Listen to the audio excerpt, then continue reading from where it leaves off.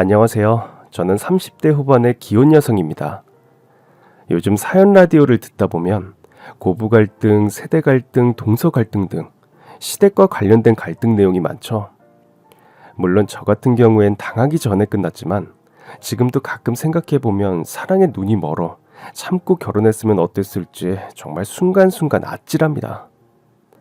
왜 결혼식 올리기 전에 상대나 상대 집안의 민낯을 알게 될 수 있어서 혹은 결혼을 했더라도 아이를 낳기 전에 알게 될 수 있어서 헤어지게 된 사연에 신이 도왔다, 조상이 도왔다며 늦기 전에 탈출해서 참 다행이라는 댓글도 많이 달리잖아요. 오늘 제가 말씀드릴 사연도 이런 부류에 들어가지 않을까 해요. 하마터면 제 시자가 될 뻔했던 사람들의 찌질한 이야기 들어보시겠어요? 저희 아버지는 정육점을 운영하십니다. 정육점은 증조 할아버지 때부터 내려온 가업으로 요즘에야 정육점이 그냥 식품업의 일종이라는 인식 외엔 없지만 옛날 시대엔 천것들이나 하는 막일이라는 인식이 강했고 정육업계에서 일해보신 분들이라면 아시겠지만 실제로 일이 고되고 험하기도 하거든요. 그러다 보니 가업을 함께 이어간 할머니도 엄마도 힘세고 괄괄한 여장부 이미지가 강하신 분들이었는데다가 이런 집안의 외동딸로 태어난 저 역시 어린 시절부터 골목대장 노릇을 하면서 컸습니다. 일명 선머슴 같은 여자애였죠. 아빠, 경태가 내 고무줄 끊었어. 그래서 그걸 그냥 뒀어? 아니, 접해줬어. 경태가 엄마한테 이른다고 도망갔어. 아이고, 그래서 경태 어머니가 찾아오실까봐 미리 선수 치는 거냐? 나 잘못한 거 없다 뭐. 그래. 약한 친구, 착한 친구한테 주먹을 휘두르는 건 잘못이지만 널 괴롭히고 못 살게 구는 놈들이 있으면 흠씬 두들겨 패줘도 되는 거야. 수습은 이 아빠가 다 알아서 해줄 테니까. 저희 부모님은 여자가 남자가 하면서 여자아인 저에게 억지로 정숙함이나 조숙함을 요구하지 않으셨고 제가 매일같이 흙탕물에서 뛰놀며 후줄근하게 하고 다녀도 건강하고 튼튼하게 모나지 않은 성격으로 자라는 것이 장땡이라고 생각하셨던 분들이에요. 대충 저희 집의 분위기를 아시겠죠? 그러다 보니 자연스럽게 커서도 전 웬만한 남자들보다 힘 잘 쓰는 튼실한 체격의 보이시한 여자로 자라게 되었고 엄마는 종종 얘가 저래서 누가 데려갈란가 몰라 하며 걱정을 하곤 하셨지만 아빠는 왜 그렇게 따지면 당신은 평생 노처녀였어 라고 농담하시면서 때 되면 배필이 알아서 나타날 테니 없는 얌전함 만들어 찾지 말라면서 저 하고 싶은 대로 하고 살고 싶은 대로 살라는 입장을 고수하셨죠.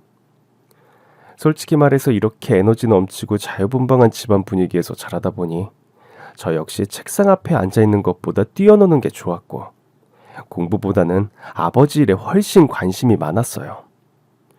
증조 할아버지 때부터 이어온 가업이니 당연히 제대에도 누군가는 이어야 할 것이고 전 형제자매가 없는 무남 동료 외동딸이니 당연히 제가 가업을 이을 것이라고 생각해서 조금 속편하게 생각한 부분도 없잖아 있었던 것 같아요.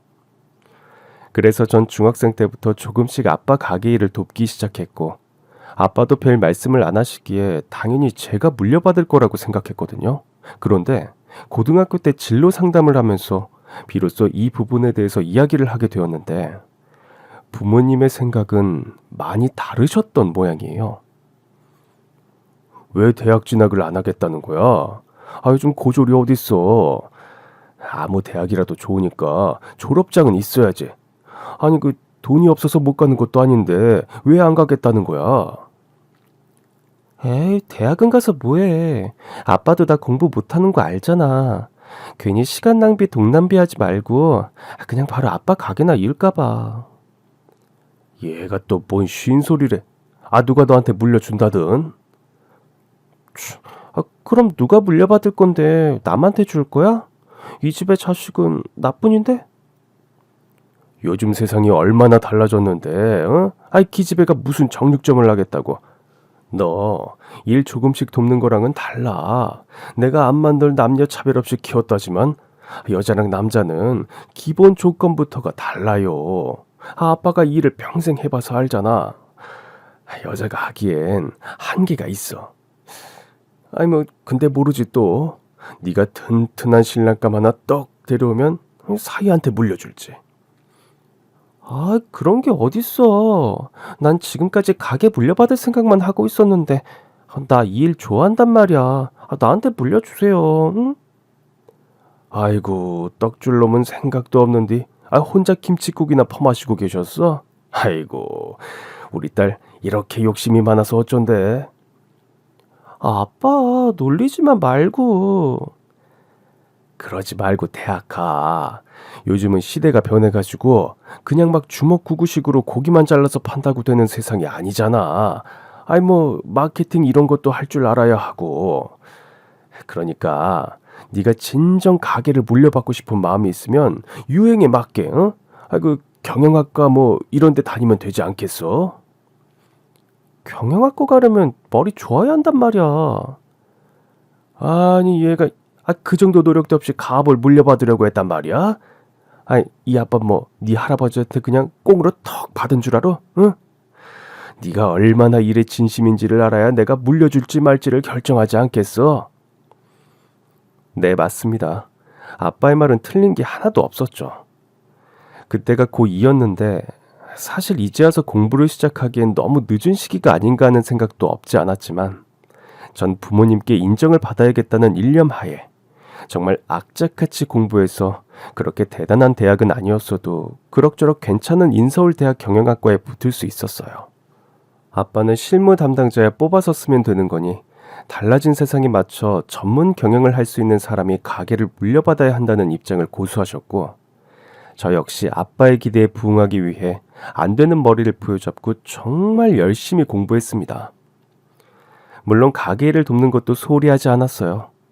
전 학교에서 배운 것들을 바로바로 현장에 응용하여 하나하나 실전 경영을 배워나갔고 이론과 실전이 함께 공부된 덕택에 제가 생각했던 것보다 학업도 나름대로 잘 해나가는 편이었죠. 교수님들께서도 제가 실무 센스가 정말 좋은 것 같다고 칭찬을 많이 해주셨고 가끔 실기 과제가 나오면 높은 학점을 받으면서 대학 시절도 순탄하게 보냈습니다. 전 학업과 경영 실무를 병행하기 위해 아버지 가게를 본격적으로 돕기 시작했어요.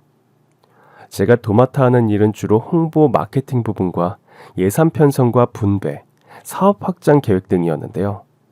물론 돈 관리나 사업 확장 등의 문제는 제가 아직 풋내기 학생이었던지라 실무에 적용한다기보다는 그냥 예습의 개념으로 아빠의 컨펌을 받아 하나하나 배워나가고 고쳐나가는 의미가 더 컸지만 아빠나 엄마나 아무래도 옛날 분들이시다 보니 컴퓨터나 스마트폰 사용에 익숙하지 않으신 분들인지라 SNS나 블로그 마케팅, 전단지 배포 등 홍보 업무는 제가 거의 전담하게 되었죠. 아빠의 정육점은 원래도 단골 손님이 많기는 했지만 제가 홍보를 적극적으로 진행한 덕분에 먼 동네에서 소문을 듣고 찾아오는 손님도 점점 늘어나기 시작했고 덕분에 사업은 성황리에 운영되고 있었습니다. 남자친구와는 바로 아빠의 가게에서 손님으로 만나게 된 사이예요. 당시 전 대학 졸업반이었고 저보다 3살 많은 남자친구는 군대를 제대하고 행정고시를 준비하는 공시생이었는데요. 집안 분위기 자체가 파워 넘치는 데다가 할아버지도 아빠도 우락부락한 체격의 험한 인상인데다 워낙 괄괄한 성격에 남자들에게 동성처럼 여겨지기 일쑤였던지라 변변하게 연애조차 못해본 제 눈은 정말 남자친구가 캔디에 나오는 테리우스처럼 멋지고 우아한 왕자님처럼 보이더라고요. 늘씬한 몸매에 척 봐도 나 똑똑해요 아우라를 뿜뿜하는 외모와 조곤조곤한 말투까지 한마디로 제가 첫눈에 반한 거죠. 아빠, 아까 그 손님 봤어? 막 카페에서 영어신문에 에스프레소 마실 것 같은 이미지였지 않아? 뭔 소리야? 너 저런 새님이 취향이었어? 원래 사람은 나랑 정반대인 사람한테 끌리는 법이라잖아. 나도 우악스러운데 남자도 같이 우악스러우면 어떡해? 싸움이라도 나면 육탄전 벌어질 거 아냐. 누가 감히 내 딸을 때려? 말만 해. 어? 내가 고기 다지는 방맹이를 들고 가서 그냥 확. 말이 그렇다는 거지. 완전 이상형인데 전화번호라도 물어볼 걸. 얘가 아빠 앞에서 못하는 소리가 없네. 아, 아빠, 딸 24세 아직 모쏠이거든요. 나도 이제 연애하고 싶다고. 그렇게 전화번호라도 물어볼 걸 하고 후회하고 있는데 테리우스는 2주 만에 다시 찾아왔습니다. 안녕하세요. 저번에 사간 고기 부모님이 육질이 너무 훌륭하다고 좋아하셔서요. 이번에도 좋은 고기로 부탁합니다. 스테이크용 한우로 주세요. 아, 저기 전화번호 좀 주실 수 있으세요? 네? 뜬금없이 튀어나간 말에 저도 당황했고 고기 달랬더니 작업 거는 여자한테 당황한 남자친구 역시 급하게 대답하다가 혀를 씹을 정도로 놀랐습니다. 한참을 서로를 눈만큼 뻐기며 쳐다보던 저희는 동시에 웃음이 터지고 말았고 다행히 갑자기 들이댄 이상한 여자로 보이지만은 않았던 모양인지 남자친구는 흔쾌히 전화번호를 주고 갔어요.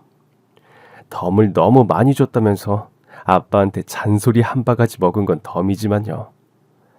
그렇게 저와 남자친구는 연애를 시작하게 되었습니다.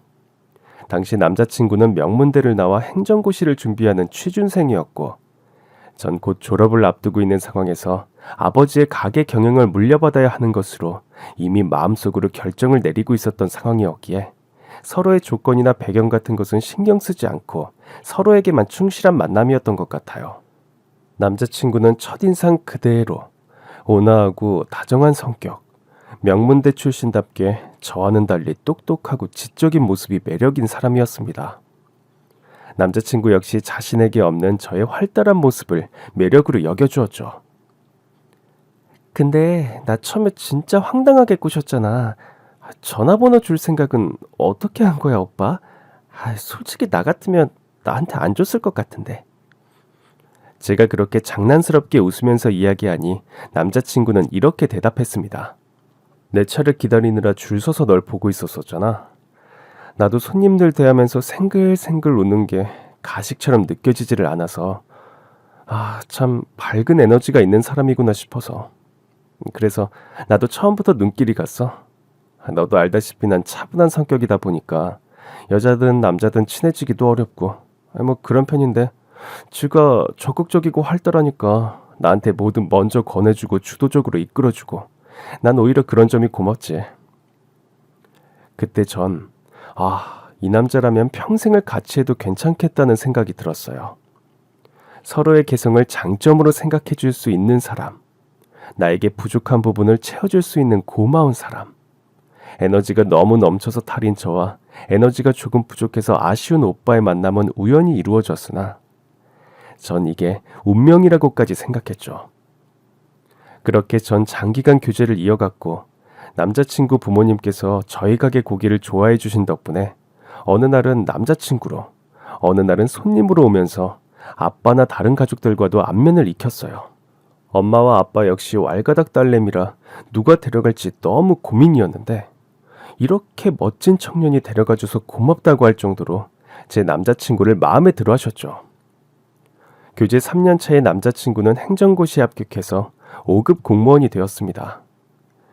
솔직히 인터넷 썰들 보면 취준생, 공시생, 남친 생활비까지 대주면서 뒷바라지 다 해줬더니 성공하고 나니 조건 좋은 여자 선봐서 만난다며 여자친구를 헌신짝 버리듯 버렸다는 이야기들이 종종 보이잖아요. 솔직히 말해서 저 역시 그런 고민이 없었다면 거짓말이에요. 저에 비교하면 남자친구는 정말 멋진 사람이 맞았으니까요. 하지만 남자친구는 늘 그랬던 것처럼 겸손함을 잃지 않았고 그런 남자친구는 고시생 남친 두느라 데이트도 자주 못하고 여행도 못 가고 호화로운 선물도 못 해줘서 미안했어. 수진이 네가 말은 안 해도 가끔 서운한 적 있다는 거 나도 알고 있어. 이젠 내가 잘할게. 라며 오히려 저에게 고마움과 미안함을 표했어요. 그래서 저도 이제 공무원 돼서 더 바빠져서 오히려 더 자주 못 만나는 거 아니야? 하고 농담조로 이야기하며 웃기도 했지만 남자친구의 그런 배려와 선함이 저를 더욱더 깊은 사랑에 빠지게 만들었습니다. 그렇게 7년, 저와 남자친구의 사랑은 7년의 시간 동안 한결같이 변함이 없었고 서로 말은 하지 않았지만 언젠가 결혼할 것이라는 생각을 은연중에 해왔던 것도 사실이에요. 어디 가서 이렇게 나에게 꼭 맞는 사람을 또 만날까? 이 사람을 보내고 나면 다음이 있을까 하는 생각도 들었고요. 만난 지 7년째 되던 해, 이번엔 남자친구가 먼저 입을 열었습니다. 우리 이제 결혼할까? 뭐? 정말이야? 너의 20대를 다 가져가 놓고 모르는 척할 정도로 나 그렇게 경험 없는 놈 아니야. 너도 내가 힘들 때 지칠 때 늘 변치 않고 곁에 있어줬고 나 이제 직장생활 적응도 잘했고 순탄하게 가고 있잖아. 지금이 적기가 아닐까 해. 내 나이도 이제 30 중반인데 뭐 물론 네 생각을 존중해야겠지만 나 더 늦기 전에 너랑 결혼하고 우리 이세도 보고 싶어. 싫을 리가 없잖아. 오빠가 프로포즈 안 하면 내가 하려고 했다니까. 화려한 다이아몬드 반지도 눈물 쏙 빼는 이벤트도 없는 수수한 청혼이었지만 정말 이 사람답다고 생각했어요. 그런 호화찬란한 걸 바란 적도 없었고요. 그렇게 저희는 결혼을 약속하게 되었고 7년을 손님으로서 또 딸의 남자친구로서 봐온 부모님 역시 잘됐다며 축하해 주셨죠. 아버님, 저 수진이와 결혼하고 싶습니다. 제가 엄청난 재벌집 아들은 아니라 수진이를 대단한 호강은 못 시켜주겠지만 그래도 마음고생 몸고생 안 하고 행복하게 살 수 있도록 제가 최선을 다하겠습니다. 우리가 뭐 하루 이틀 본 사이도 아니고 뭘 그렇게 바짝 긴장을 해서 각을 잡아. 자네가 별로였으면 내가 애초에 만나지를 못하게 했겠지. 당연히 합격이야. 앞으로 우리 왈가닥 아가씨 잘 부탁하네. 감사합니다, 아버님.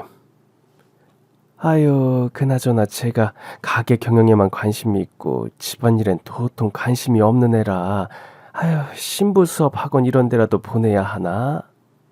연만 걱정이다. 강서방 걱정하지 말게. 자네 장모는 요즘도 가끔 냄비를 태워 먹지만 그래도 문제없이 잘 살고 있으니까. 이가 진짜 어디 탄 냄비로 한 대 맞아 볼텨? 아이고 이제 이거 봐봐. 수진이가 제 엄마를 꼭 빼다 박았지. 응? 저희 부모님은 특유의 호탕함으로 이렇게 10분 만에 결혼을 허락해 주셨죠. 하지만 인생이 이렇게 쉽게만 풀릴 리가 있나요? 사실 남자친구가 행정고시에 합격할 때부터 저에겐 약간의 고민이 있었어요. 연봉이 대기업 임원급으로 높지는 않아도 평균을 웃도는 고연봉에 공무원이라는 정년이 보장된 안정된 직장. 솔직히 요즘은 공무원이 최고의 신랑감 신부감이라는 말도 있잖아요. 그에 반해 전 졸업 후에도 계속 아버지 사업을 도우면서 딱히 이렇다 할 직책을 맡고 있는 것도 아니고 그냥 아빠 가게 돕는 딸 이상의 포지션이 아니었으니까요. 물론 저희 집도 경제적인 여유는 어느 정도 있어서 아버지에게 월급조로 용돈을 두둑하게 받고 있긴 했으나 어디까지나 공식적으로 전 아직 취업 준비생에 불과했고 언젠가 아버지의 사업을 물려받아 제가 운영한다 하더라도 지금은 어쨌든 아버지의 사업이지 제 사업은 아니었으니까요. 이도 저도 아닌 애매한 포지션인 저와 사회적인 성공을 거둔 남자친구의 간극이 느껴지지 않았다면 거짓말입니다. 연애는 사랑이지만 결혼은 현실이니까요. 그리고 우려는 현실이 되어 다가왔죠. 전 그때서야 남친이 사실은 그동안 여자친구가 있다는 사실 자체를 부모님께 말씀드린 적이 없다는 걸 알았어요. 물론 행정고시 준비 기간도 긴 편이기도 했고 저 같은 경우 남자친구가 아버지 가게에 손님으로 자주 오기도 해서 자연스럽게 낯을 익혔기 때문에 서로 교제 중이라는 것도 숨기고 말고 할 것도 없이 오픈된 상태에서 만났다는 특수성이 있어서 그렇지 애인이 생겼다고 부모님한테 미주알 고주알 다 말할 필요는 없으니까요.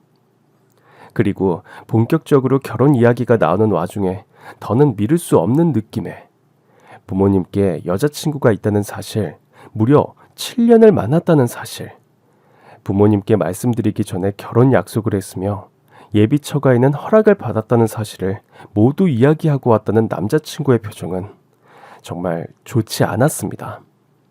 거기서부터 전 무언가 크게 잘못되어 가고 있다는 걸 알았죠. 아버님께서 정육점을 운영하시고 너도 다른 직업 없이 아버님 사업체를 돕고 있다고 하니까 부모님이 별로 안 좋아하시는 것 같았어. 긴 설명 없이 짤막한 팩트만 나열된 말이었지만 대충 분위기가 짐작이 되더라고요. 하긴 객관적으로 봤을 때 아들이 젊은 나이에 7급도 아닌 5급 공무원인데 신부감 될 사람이 하급 공무원도 아닌 정육점 딸이라고 하면 어느 부모가 좋아하겠습니까? 거기에 남자친구의 집이 큰 부자는 아니었어도 아버님 역시 수십 년을 수학교사로 일해온 한마디로 공직자 집안이었으니까요. 저도 이제 30을 넘긴 나이, 그 정도로 세상 물정을 모르진 않았죠. 솔직히 말하면 축 처져서 의기소침해 있는 남자친구에게 처음으로 실망을 했었어요. 그래도 우리가 결혼을 약속까지 한 사이인데 문제 해결 의지 없이 하소연만 하는 모습이 좋아 보이진 않았죠. 하지만 처음에는 그런 면이 매력이자 장점으로 느껴졌던 것이 사실이고 저와는 반대인 부분이 편하고 마음에 들어 7년이나 만난 것이기에 당시 전 오히려 남자친구에게 순간이나마 실망을 느낀 저 자신에게 실망했어요. 오빠, 나 몰라? 오빠랑 나랑 처음 만났을 때를 생각해봐. 내가 또 사교성 하나는 끝판왕인 최강 이성향 아니겠어? 나 지금까지 살면서 어른들한테 미운 털 박혀본 적 없는 거 오빠도 알잖아.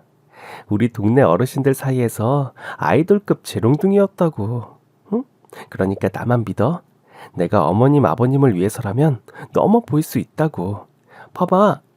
이렇게. 전 그렇게 말하면서 휴대폰으로 신나는 뽕짝을 틀어놓고 춤추고 노래하는 신용까지 했어요.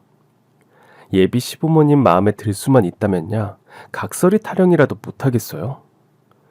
영 울적해 보였던 남자친구도 그제서야 기분이 좀 풀렸는지 웃어주면서 그래, 우리 수진이는 어딜 가든 잘하는 최강 인싸니까 부모님도 너 만나보시면 생각이 달라지실 거야 하며 절 믿어주었죠.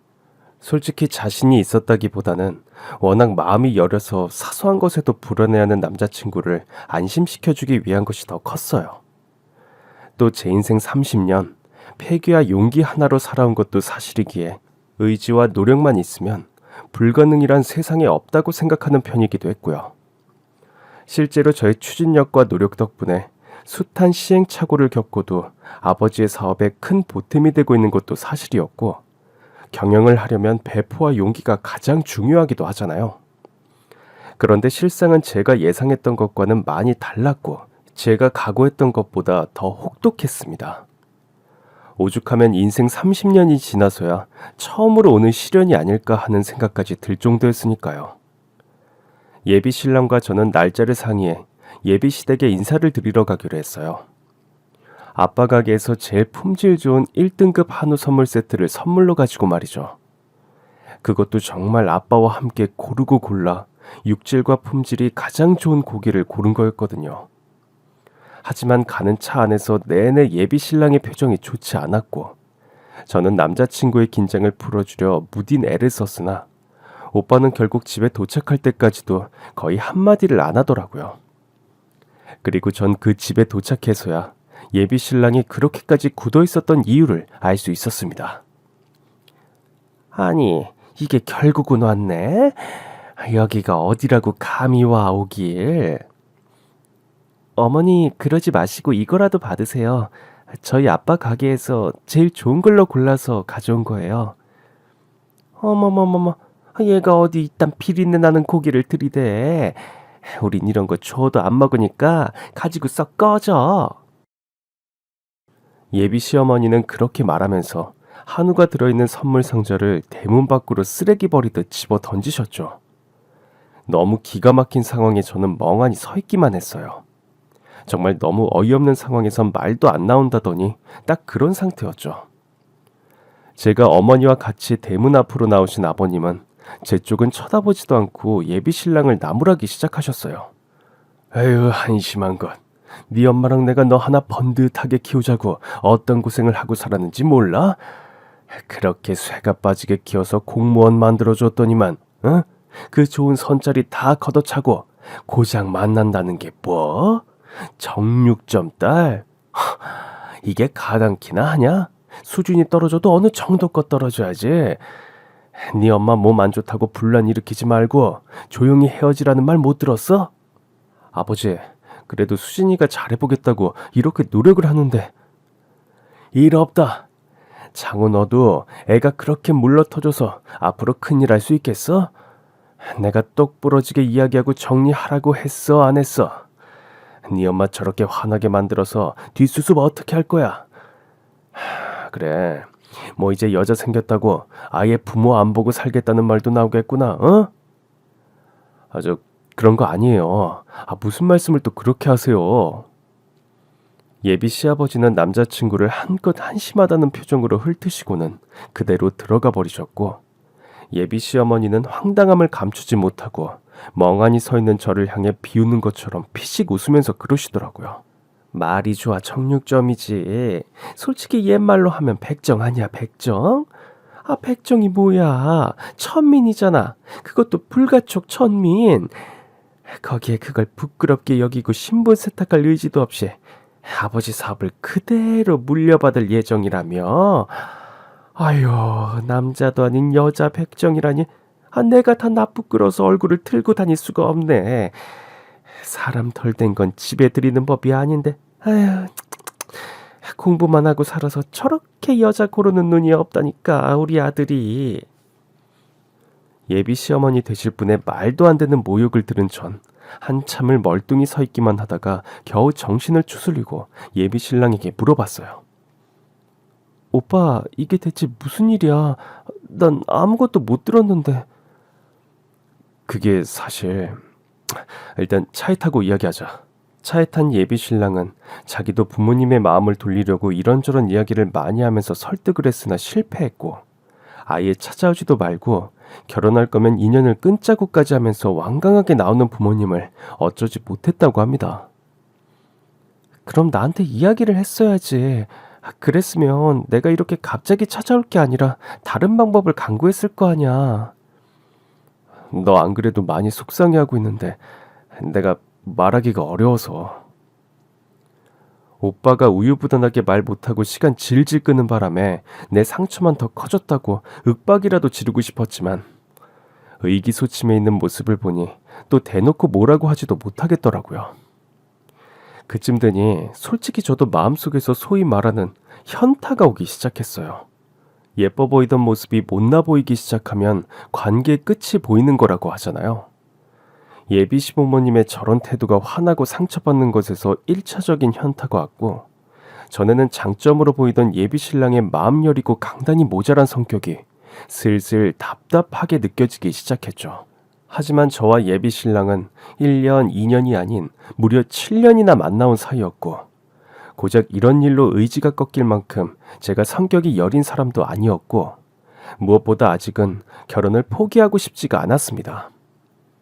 저는 학생이고 남자친구는 행시생이던 시절부터 뭐 되게 가난해서 밥 한 끼를 못 먹는 그런 사정은 아니었어도 나름의 고충과 힘듦을 공유하면서 보냈던 세월은 이 정도로 끝내기엔 너무나도 돈독하고 행복한 시간이었으니까요. 오빠, 왜 이렇게 기운이 없어? 설마 포기하려고 그러는 건 아니지? 아버님은 둘째치고 어머님이 저렇게 고집 세고 나오시면 꺾기 힘들어. 아직까지 어머니 고집 꺾은 사람을 본 적이 없어서 그게 좀 걱정이야. 수진이, 너 마음고생 너무 심하게 할 것 같아서. 내가 나만 믿으라고 그랬지? 내가 대학 때부터 가게 영업 뛰면서 보낸 10년 세월을 허투루 보는 게 아니라는 걸 증명해 보이겠어. 그때 그 회의적인 예비 신랑의 표정을 보고 이 결혼은 텄구나 하는 것을 제가 미리 눈치채고 거기서 그만뒀어야 하는데, 참 저도 사랑에 눈이 멀어 현실을 못 봤던 거예요. 물론 여장부 기질이 넘쳐났던 전 당시엔 여린 내 남자 내가 안 지키면 누가 지키겠냐는 패기 넘치는 생각을 하고 있었지만요. 첫 만남은 엉망이었지만 계속 얼굴을 비추며 좋은 모습을 보이면 언젠간 마음을 열어주시겠지 하는 생각이 있었어요. 웃는 얼굴에 침 못 뱉는다고 생글생글 웃는 낯으로 자주 얼굴 뵙고 구박에 굴하지 않고 잘하는 모습 보이면 언젠간 인정해 주시리라 생각했죠. 또 저희 아버지 사업에 관해 가지고 있는 편견이나 선입견도 옛날 분들이라 어쩔 수 없는 부분도 있을 테고, 그렇게 살다 보면 서서히 인식도 좋아지고 또 그렇지 못하더라도 열심히 노력하고 잘 사는 모습을 보여드리면 대놓고 무시하는 면은 옅어지겠지 않겠나 싶어서요. 결심을 굳힌 전 매일같이 시댁을 찾아갔습니다. 어떤 날은 아예 문을 열어주지 않으시기도 했고 또 어떤 날은 동네 시끄럽다고 어쩔 수 없이 열어주시기도 했죠. 굳게 닫힌 철문이 한 번 열릴 때마다 예비 시부모님의 마음의 문도 1cm씩 열리는 것 같아 어찌나 설레던지요. 네, 맞아요. 머릿속이 꽃밭이라 정신 못 차리고 있었던 거죠. 어머, 설거지가 많이 쌓여 있네요. 마침 제가 잘 왔네요. 집안일은 제가 깨끗이 해놓을 테니 어머님께선 앉아서 우아하게 커피 한 잔 드시고 계세요. 오늘은 모처럼 날씨도 좋은데 대청소 한번 하면 좋을 것 같아요. 제가 다 할 테니까 어머님께선 감동만 해주세요. 전 이런 식으로 거의 매일 출근 도장을 찍으며 며느리 노릇을 자처했어요. 처음엔 대놓고 인상을 구기던 어머니도 하루가 이틀이 되고 이틀이 일주일이 되고 일주일이 한 달이 되니 인상도 좀 덜 쓰시는 것 같고 싫은 소리도 점점 안 하게 되셨죠. 오히려 저에게 이것저것 말도 먼저 걸어주시고 제가 가면 이런저런 도움 요청도 먼저 하시고요. 하지만 어머니의 그 태도 변화가 저를 며느리로서 인정하는 것이 아니라 단순히 집안일 하러 온 식모를 대하는 듯 하는 것뿐이었다는 것을 제가 깨닫는 데는 그리 오래 걸리지 않았어요. 절 아들의 신부감으로서 인정하기 시작해서 유해지신 게 아니라 단순히 그냥 매일 보는 가정부처럼 생각하고 있었다는 것을요. 어느 날의 일이었습니다. 모처럼 아빠에게 좋은 고기를 받아 예비 시부모님께 요리를 해드리면 좋을 것 같아서 스테이크용 고기와 양념갈비용 고기를 가지고 가 숙성시키려고 주방에서 일을 하고 있는데 예비 시어머니가 기웃거리시더니 가까이 다가와 말을 거시더라고요. 기분이 좋은가 보다. 콧노래까지 흥얼거리고. 이 고기가 진짜 품질 좋은 고기거든요. 어머님 아버님께서 맛있게 드실 생각을 하니까 저도 모르게 기분이 좋아서 원래 요리는 맛있게 먹어주는 행복이라고 하잖아요. 참, 아빠께서 두 분께 가져다 드리라고 이베리코도 챙겨주셨어요. 이건 냉동하면 맛이 떨어지니까 냉장해 주셨다가 내일 구워두시거나 아니면 제가 내일 와서 요리해 드릴게요. 그렇게 저는 평소처럼 저 혼자 조잘조잘 떠들며 주방 일을 하고 있었죠. 그런데 평소 같으면 제가 그러거나 말거나 신경도 안 쓰시고 거실에서 드라마 시청을 하며 차나 홀짝이시던 분이 그날따라 주방 앞에 서서 절 빤히 바라보시더라고요. 한참을 그러더니 대뜸 그런 말씀을 하시는 겁니다. 참 너도 너다. 네? 그게 무슨 말씀이세요? 넌 벨도 없고 자존심도 없니? 그제서야 예비 시어머니가 하고자 하는 말의 뉘앙스를 알아챈 전 우뚝 움직임을 멈췄습니다. 그동안 저의 정성으로 제 진심이 통하고 있는 거라고 생각했는데 그러기는 개코나 속이의 경일 끼었던 거죠. 아니, 속이의 경을 읽어줘도 제 눈앞에 있는 사람보다는 잘 알아들을 것 같았습니다. 저의 싸하게 식어가는 표정을 봤는지 못 봤는지 예비 시어머니는 계속해서 망발을 쏟아내셨죠. 하긴 백정짓는 장사치 짓이나 하면서 살려면 페리모고 자존심이 뭐라니. 먹고 살려면 그런 건 개나 갖다 줘야지. 그치? 그래도 전 여기서 얼굴 굳히면서 진심으로 화를 냈다가는 완전 쫑이라는 걸 모르지 않아서 최대한 참아보려고 했습니다.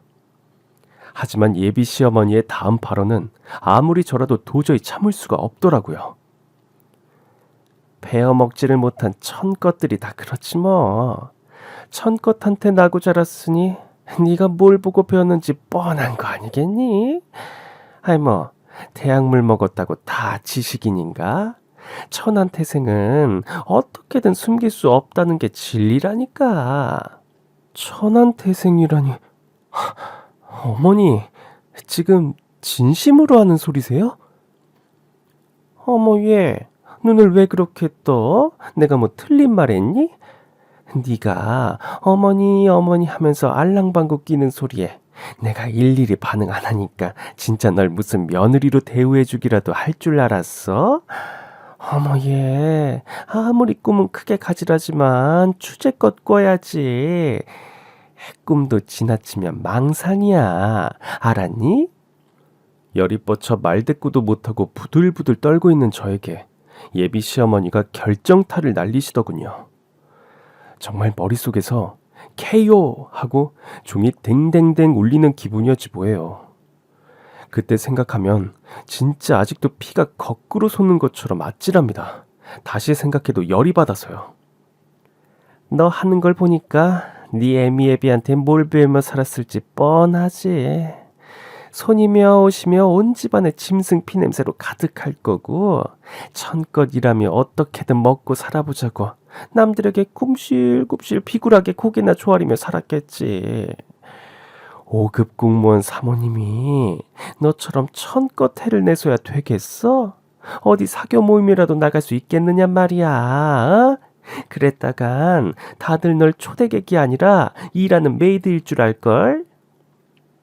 그러면서 예비 시어머니는 피실피실 실성한 사람처럼 쳐웃기 시작하더군요. 전 깊이 한숨 들숨날숨을 내쉬면서 그래도 어른인데 윽박은 지르지 말자 하고 눈을 꼭 감고 참 흘린을 4444개쯤 쓴 뒤 물 묻은 손을 앞치마에 닿고 저벅저벅 앞으로 걸어나갔죠. 평소라면 호들갑에 가까울 정도로 살갑게 웃으면서 말하던 애가 인생을 팍 굳히고 가타부타 말도 없이 다가오니 예비 시어머니도 뭔가 이상한 걸 느끼긴 하셨는 모양인지 절 비웃던 행동을 멈추고 의아한 표정을 지으시더군요. 주방 일을 하다 말고 거실로 나간 전 소파 밑에 내려둔 가방에서 주섬주섬 종이 뭉치 하나를 꺼내선 다시 주방으로 걸어갔어요. 예, 너 이제 정신도 좀 오락가락하니? 지금 뭐 하는 거야?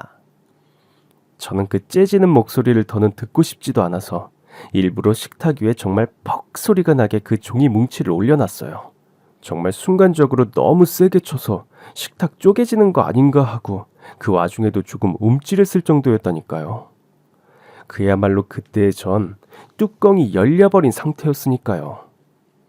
눈앞에 있는 사람이 부모님 뻘이 아니었고 남자친구의 부모님이 아니었다면 그날 진짜 피봤을 겁니다. 다른 건 제가 다 참아도 제 부모님을 모욕하는 것만큼은 참을 수가 없더라고요. 어머머, 이게 무슨 짓이야?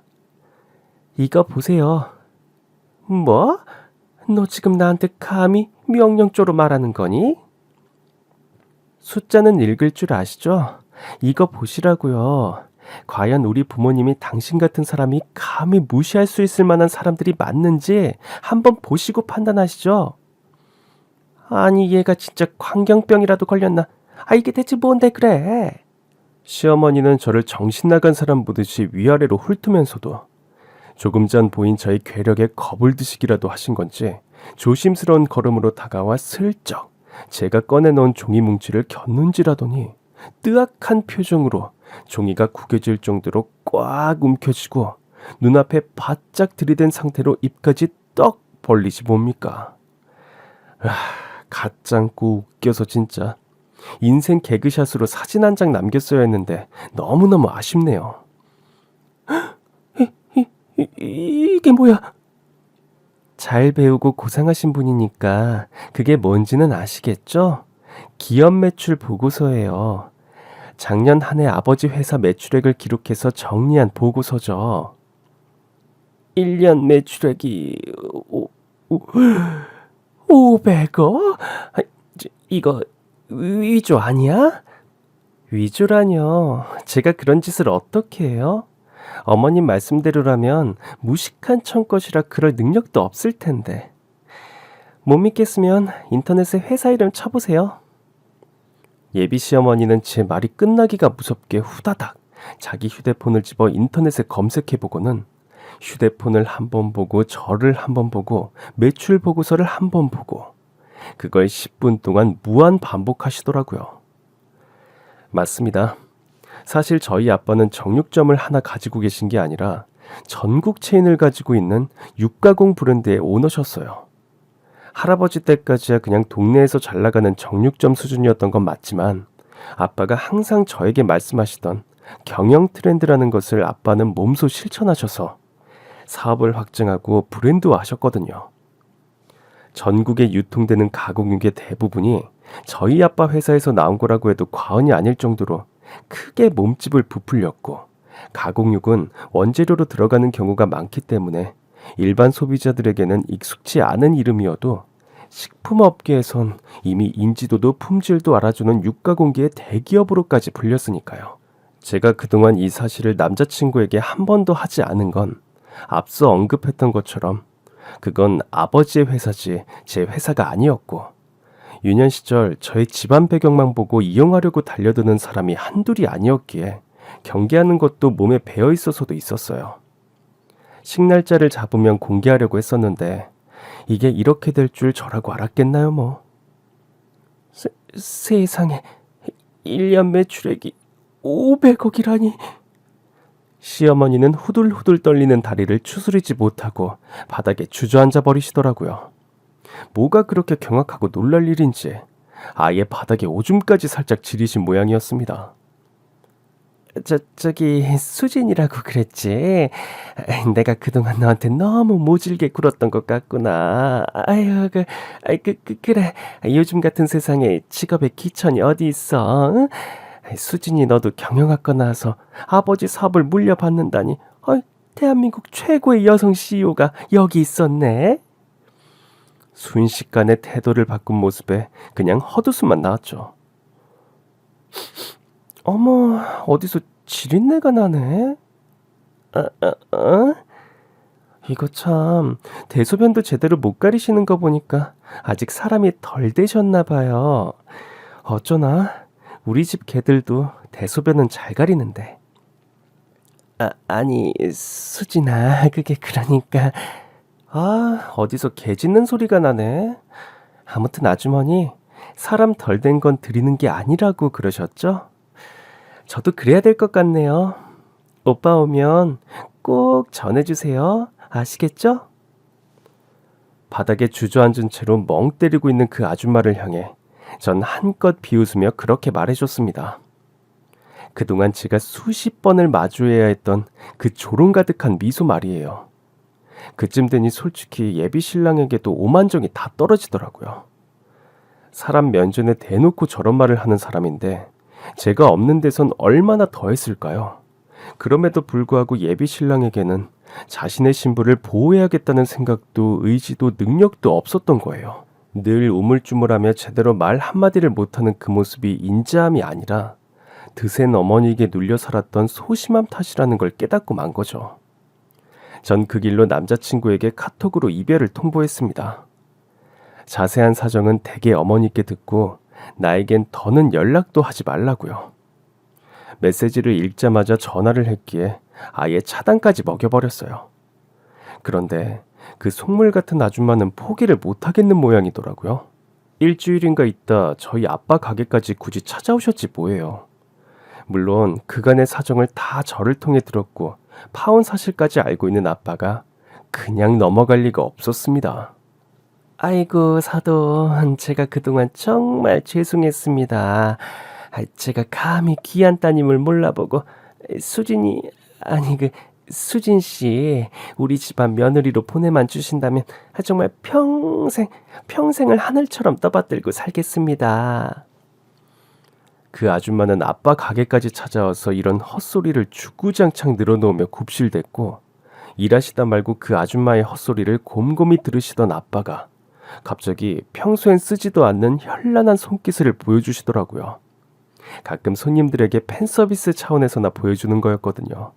사실 아빠가 워낙 우락부락한 인상이신지라 그냥도 겁먹는 손님들이 많은데 거기에 흉흉한 표정으로 커다란 정육칼을 마구잡이로 휘두르니 모르는 사람이 보면 후덜덜할 수밖에 없었죠. 역시나 그 아줌마도 잔뜩 겁을 집어먹고 벌벌 떨기 시작하시더라고요. 아유, 어째 내가 소시 쪽에 시골에서 돼지 잡던 실력 한번 보여줘. 내가 또 칼춤하면 기깔나게 잘 추는데. 당장 꺼지지 않으면 아주 그냥 여기서 지옥을 맛보게 해줄 테니까 썩 꺼져. 아이고, 사람 살려, 아이고. 그 아줌마는 진짜 꽁지가 빠져라 도망갔습니다. 아빠와 저 그리고 그 장면을 지켜보던 다른 손님들까지 어찌나 배를 잡고 웃었던죠. 제 이야기를 듣고 너무나도 속상해하셨던 아빠도 그날은 통쾌하셨는지 모처럼 손님들에게 서비스를 팍팍 주다가 엄마에게 잔소리까지 바가지로 들으셨지 뭐예요. 그날 이후 찌질하게 연락 오던 구 남친과 그 아줌마는 두 번 다시 제 앞에 나타나지 않았어요. 정말 결혼하기 전에 콩깍지가 벗겨져서 천만다행이라고 생각해요. 그 우유부단한 마마보이 기질을 계속 매력이라고 믿고 있었다면 결국 전 씨월드의 지옥에서 벗어나지 못하는 울적한 삶을 살고 있었겠죠. 사실 전 작년 가을에 다른 사람과 결혼을 했어요. 한동안은 남자라면 지긋지긋해서 연애 생각이 없었거든요. 부모님도 그냥 혼자 사는 것도 나쁘진 않다고 하셨을 정도였으니까요. 7년의 연애, 후폭풍이 생각보다 크더라고요. 하지만 전 늘 그랬듯 밝은 생각과 불굴의 의지로 후회를 모두 털어내고 훨씬 좋은 사람을 만나 결혼할 수 있었습니다. 지금의 남편은 제 이상형이 늘 그랬듯 차분하고 다정한 사람이지만 그 찌질한 구 남친과는 달리 중요한 순간에는 강단 있는 멋진 남자예요. 그런 남자와 비교하는 것 자체가 실례일 정도로 말이죠. 남편은 요식 사업을 하고 있는 사람으로 업계 지인인지라 부모님과도 연이 있고 또 제가 사업을 물려받는 것을 누구보다도 응원하고 지지해주는 사람이에요. 아빠의 사업도 승승장구하고 있어 정육식당 체인을 낼 계획을 세우고 있어요. 아마 정육식당이 런칭하면 본점은 제가 도맡아 할 것 같습니다. 앞으로도 저희 가족의 행복과 번영을 함께 기도해 주시길 바라며 이 사연을 들어주시는 분들 모두 행복만이 가득하시길 바랍니다.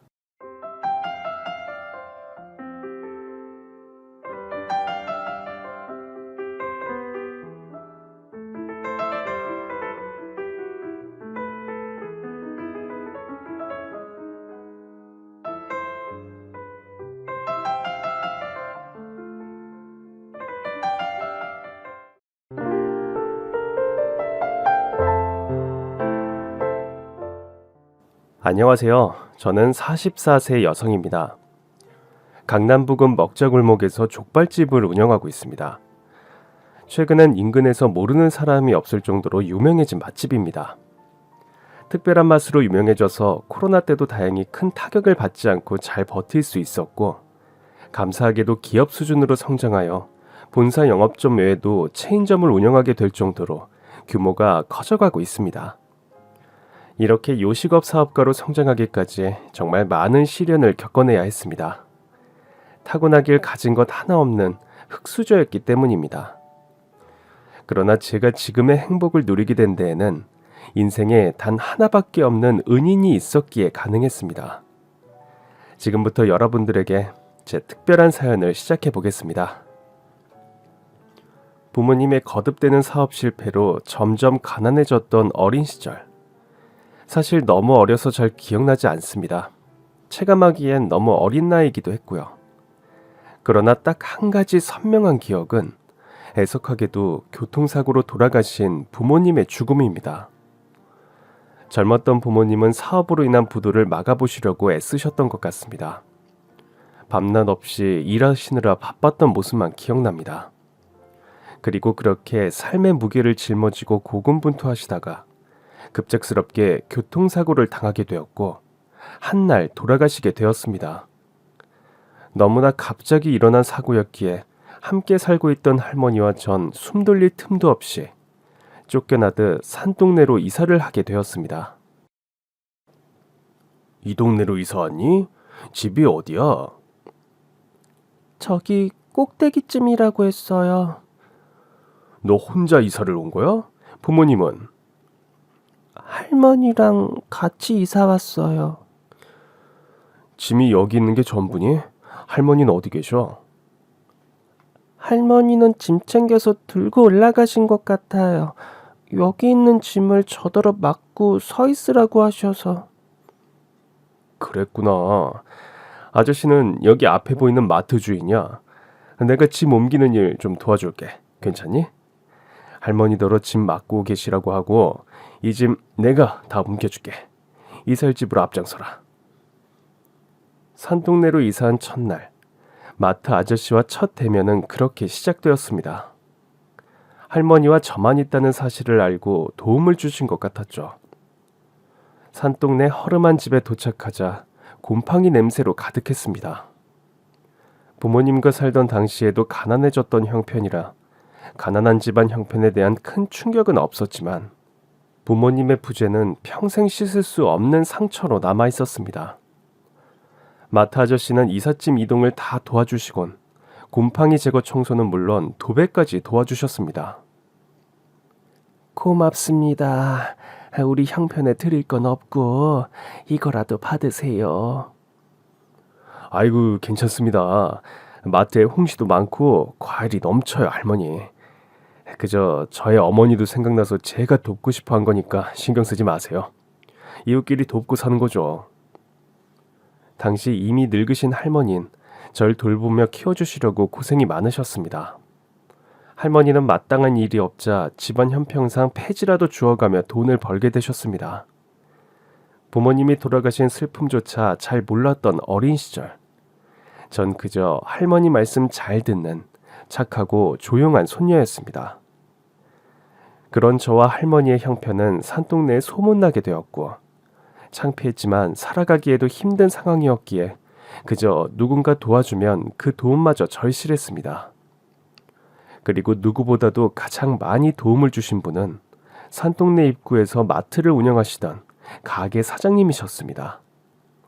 이사한 날부터 물심양면으로 도와주시더니 매번 판매하시는 물건을 그냥 주시는 경우가 많았습니다. 쌀도 공짜로 주시고 매번 생필품 떨어진 걸 여쭤봐 주시면서 도와주시기까지 했죠. 게다가 할머니까지 챙겨주셔서 어리고 소심했던 저 역시 마트 사장님은 은인이라 생각하며 유일하게 잘 따르기도 했습니다. 꼬맹이 이제 집에 가는 거야? 할머니는 요즘 어떠시니? 휴지랑 치약이랑 아직 남아있냐? 네 아저씨, 아니 사장님 안녕하세요. 지난번에 주신 휴지랑 치약 아직 많이 남아있어요. 그래? 또 떨어지면 언제든지 얘기하렴. 그리고 자, 이거 받아. 할머니 갖다 드려라. 홍시인데 달고 맛있어. 할머니 잡수기 편할 거다. 너도 같이 먹고. 네, 감사합니다. 사장님, 아저씨. 뭐 더 필요한 게 있으면 아저씨한테 와서 꼭 얘기해라. 어려워하지 말고, 알았지? 네. 참, 우리 딸 혜진이가 너보다 언니지? 혜진이한테 숙제도 물어보고 같이 놀면서 사이좋게 지내렴. 네, 안 그래도 오늘 언니랑 같이 숙제하고 놀기로 했어요. 그랬어? 잘했네. 마트에서 과자 좀 챙겨줄까? 숙제하면서 혜진이랑 같이 먹으렴. 마트 사장님은 제가 길목을 오가며 마주칠 때면 한 번도 그냥 지나치시는 법이 없었습니다. 생필품은 물론이고 가끔 할머니 잡수시라고 과일이나 몸에 좋은 음식까지도 챙겨주셨습니다.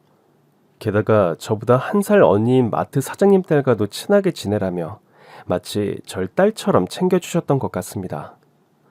가까운 가족도 돕고 살기 어렵던 각박했던 시절에도 남을 그렇게 도와주실 수 있다는 것이 지금도 생각해보면 정말 기적에 가까운 일이었다고 생각합니다. 그렇게 마트 사장님의 호의는 한두 번에 그치지 않았고 마치 후원자처럼 끊임없이 도와주셨죠.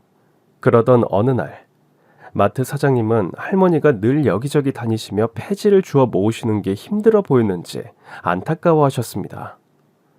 그래서 동네 큰 길 입구에 엄청난 양의 버려진 종이박스를 수거하시는 편이 좋을 것 같다고 말씀을 전하셨다고 합니다. 할머니가 여러 군데 돌아다니시는 것보다 한 곳에서 엄청난 양의 폐지를 줍는 게 일하시기 더 수월하겠다는 생각되셨던 거겠죠. 그런데 할머니는 그날 집으로 돌아오실 수 없게 되었습니다. 할머니는 마트 사장님의 말을 듣고 급한 마음에 황급히 8차선 도로를 건너다가 교통사고를 당하게 되었습니다. 급히 응급실로 이송되었지만 숨을 거두시고 말았습니다. 학교를 마치고 소식을 알게 된 전 병원에서 절 보자마자 붙들고 통곡하시던 마트 사장님 모습을 아직도 잊을 수 없습니다. 내가 너 할머니한테 괜한 이야기를 해서 일이 이렇게 된 것 같구나. 아저씨를 용서해다오. 아저씨가 잘못했다. 할머니가 여기저기 폐지를 주우러 다니시는 게 안타까워서 말씀드렸던 건데. 아휴, 세상에 어떻게 이런 일이 일어나니. 아유, 내가 정말 미안하구나. 너에게 하나뿐인 소중한 할머니를. 저도 알아요, 아저씨. 아저씨, 의사 선생님이 아저씨 잘못이 아니라고 하셨어요. 내가 정말 뭐라 할 말이 없구나.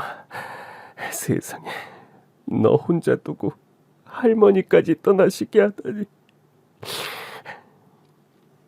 8살이었던 전 그 사건이 일어나고 며칠, 산동네 좁은 집에 혼자 덩그러니 남겨져 있었습니다. 그때 마트 사장님이 찾아와 밥을 챙겨주고 딸처럼 보살펴 주셨죠. 그리고 며칠 뒤 집안의 물건들을 함께 정리하게 되었습니다. 부모도 보호자도 없던 전 보육원으로 보내줘야 하는 상황에 놓여 있었기 때문입니다. 그런데 갑자기 마트 사장님이 절 부르시더니 얘기를 나누자고 하셨습니다. 어떻게 받아들일지 모르겠구나. 너만 괜찮다면, 너가 싫지 않다면 말이야. 오늘부터 내가 너의 새아빠 하면 어떻겠니? 너만 싫지 않다면 우리 집으로 가서 지내자. 할머니를 그렇게 보내고 널 보육원으로 보내야 하는 상황에 내 마음이 정말 편하지 않구나. 그럼 저의 아빠가 되시는 거예요? 그럼 저 보육원 같은데 안 가도 되는 거예요? 내가 자격 조건이 되는지 모르겠지만 그렇게 할 수 있을 거야. 그리고 내 딸 혜진이하고는 이미 잘 지내온 사이니까 언니 동생으로 사이좋게 지내면 되지. 어때?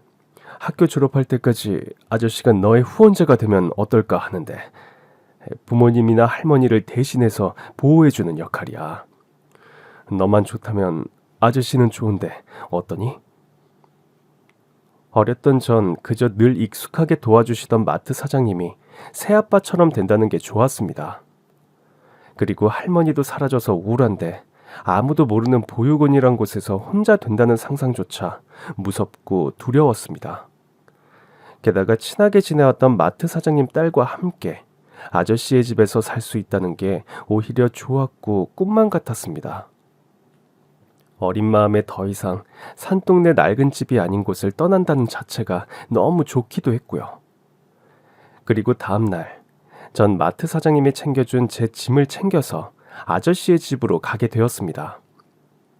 2층 집 주택의 대문을 열자 작지만 평화로워 보이는 마당이 보였고 귀여운 강아지 한 마리가 꼬리를 흔들며 반겨주었습니다. 현관문을 열고 들어서자 텔레비전에서나 보던 소파가 놓여진 거실이 보였습니다. 아저씨는 제 짐을 들여놓더니 딸 혜진 언니를 불렀습니다. 혜진아, 어서 나와봐. 너 동생 왔다. 진짜네? 너 오늘부터 여기서 사는 거야? 응, 언니. 아빠, 그럼 얘는 아빠한테 뭐라고 불러? 뭐 아저씨로 부르지. 아빠라고 불러도 좋고. 아빠라고 불러, 너도.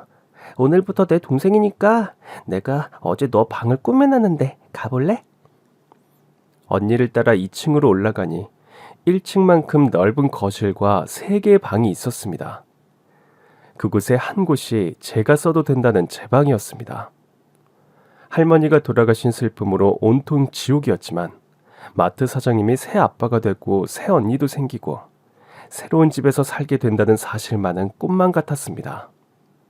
하늘에 계신 부모님과 할머니가 제게 은인을 선물해 주신 건가 생각될 정도였죠.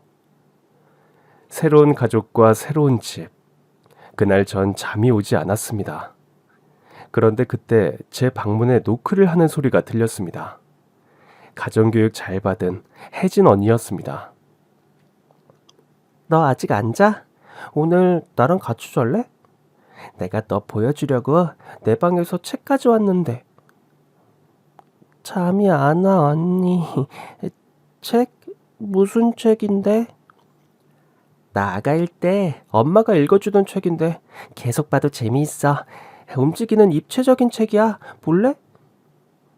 언니는 엄마 안 계신다며. 우리 할머니처럼 하늘나라에 계시다고 했잖아. 응, 하늘나라에서 나랑 아빠를 지켜주고 계셔. 많이 아프셔서 하늘나라에서 쉬고 계시다고 했어. 엄마가 살아계실 때 내가 아기였을 때 많이 보여주고 읽어주셨던 책이야. 책이 움직인다니까. 이것 좀 봐봐. 언니도 엄마 하늘나라로 가고 나서 많이 울었어? 응, 근데 이제 괜찮아. 그리고 엄마 보고 싶을 때 이 책도 보고 사진도 보고 아빠랑 얘기도 하고 그래. 진짜? 어디 봐봐. 우와, 엄마가 읽어주던 책이 움직인다니 신기하네. 그날 밤, 혜진 언니는 몇 년 전 암으로 돌아가신 자신의 엄마 이야기를 들려주었습니다.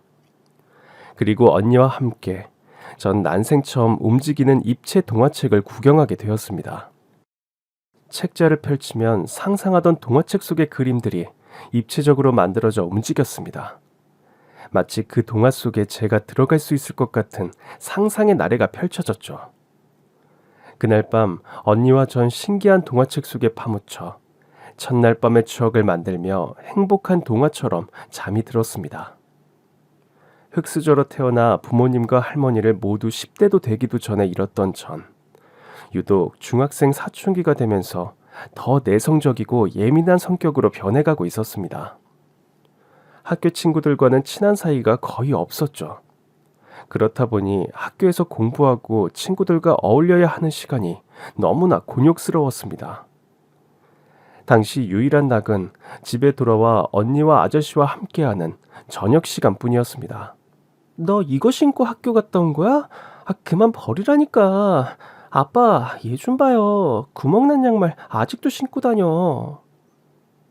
마트에도 양말이 한가득 파는데 왜 구멍난 걸 여태 신고 다녀? 언니 말 들어. 새 양말 많으니까 아끼지 말고 버려도 돼. 구멍 조금밖에 안 났어요. 꿈에 신어도 되는데 아깝게 왜 벌써 버려요. 그리고 학교에서 실내화 신으면 보이지도 않아요, 아저씨. 에이그, 궁상 떨지 말고 그만 좀 버려. 그 구멍은 바느질로 꼬매도 오래 신을 수 있는 게 아니라니까. 어서 양말 좀 벗어봐. 내다 버리게. 알뜰한 습관이 몸에 배어서 그렇지 뭐. 혜진이 너가 이해해줘. 근데 막내딸, 알뜰한 것도 좋지만 그래도 언니 말대로 하렴.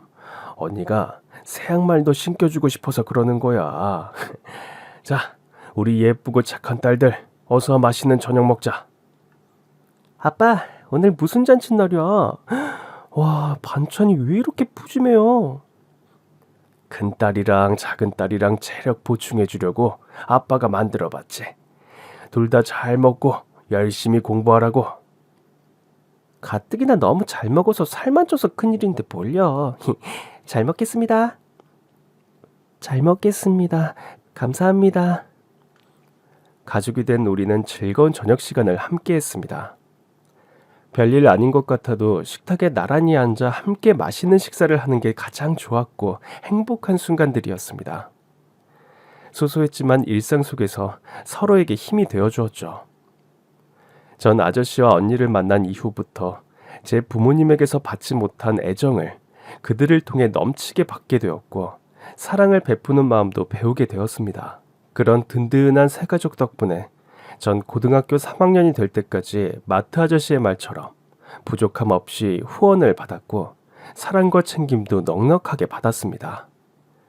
고등학교 3학년, 한창 대입을 앞두고 열심히 공부하기 바빴던 어느 날, 평소와 다르지 않게 전 늦은 저녁 시간쯤 집에 도착했습니다. 그런데 마트 사장님이 전과 다른 모습으로 혼자 술을 드시고 계셨습니다. 어두운 부엌에서 혼자 앉아 술을 드시던 아저씨는 저를 보더니 술에 취하신 듯 빙그레 웃으셨습니다.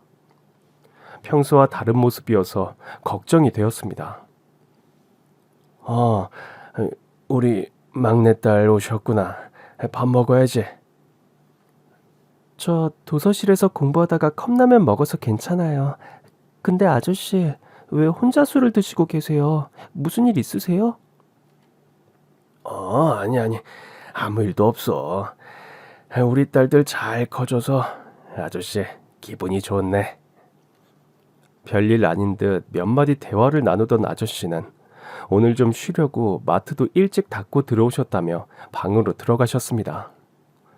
뭔가 심상치 않아 보였습니다.